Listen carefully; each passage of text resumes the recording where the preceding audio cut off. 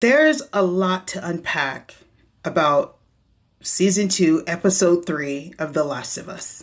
This scene right here was so heartbreaking. His brother cleaning his hand, and he looked at the watch and just said, give Sarah my love. How can you handle the rest of the episode? You have the psychiatrist visiting Ellie to see how she is feeling about that night. She was really focusing on Ellie's thoughts about what Joel meant about that he regret is saving her. And I think because he knew what was going to happen eventually.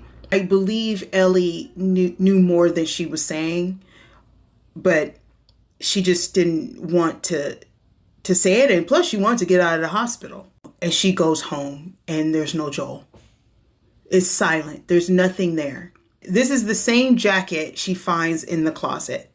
And she just held it and cried. And girl, I was crying with her. While Ellie was in the hospital, Dina knew all the information. She knew their names. She knew everything. And she didn't want to tell Ellie because Ellie would have just jumped up and ran off and tried to do whatever. Ellie poured her heart and soul into this council to let them know what is her feelings about what happened to Joel, and that these people that are out there, they're just going to do this to our kind, to our people, and then just roam free.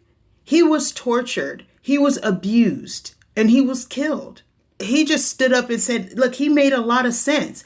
They may come back for us. Ellie was not going to sit around and let what happened to Joel just fade into the wind. She wanted justice, and it was about justice, but she was brokenhearted. It was a guilt that she had to possess for the rest of her life, knowing that she should have talked to him when he was on that porch. Dina is going to follow her because she knew Ellie was going to go by herself anyway. So why not join her? And that's when they come across the travelers that we saw previously during the show. And they ended up in a terrible, terrible situation.